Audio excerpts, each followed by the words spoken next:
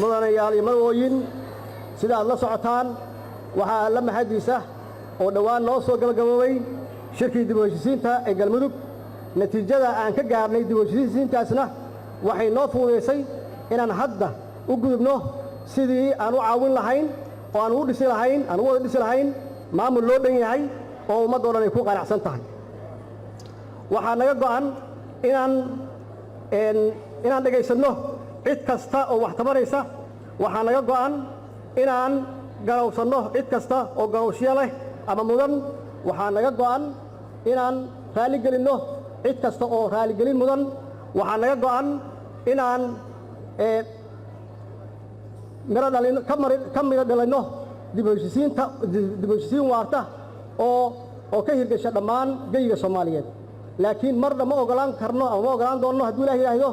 inaan dib u noqonno marna ma ogolaanayno inaan aqbalno wax qarannimada ka yar marna ma ogolaanayno inaan aqbalno cid kasta oo iska hor istaagta dib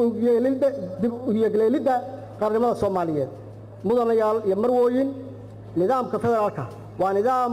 ay ummadda Soomaaliyeed u dooratay ama ay ku heshiisay inuu noqdo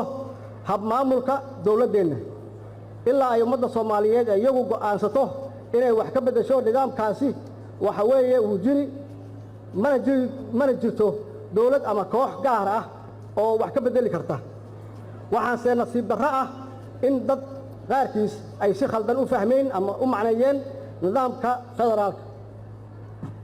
nidaamka federaalku wuxuu si cad u qeexayaa awood qaybsiga dawladda dhexe iyo dawladda xubnaha ka ah laakiin ma siinayso madax bannaani gaar ah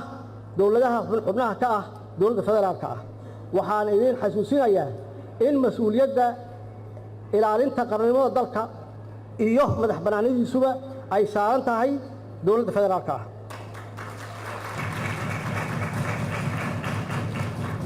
waxaan mar kale rabaa inaan idin xusuusiyo in siyaasadeenna arrimaha dibadda saldhigeedu yahay in Soomaaliya ay xiriir wanaagsan la yeelato wadamada deriska iyo kuwa caalamka labadaba xiriir iskaashi ku qotaba ilaalinta danaha qaranka Soomaaliyeed waxaan shacabka Soomaaliyeed u xaqiijinayaa in aanan marna ka gorgortami karin ilaalinta midnimada madax bannaanida iyo ilaalinta xuduudaheena dhulka badda iyo cirkaba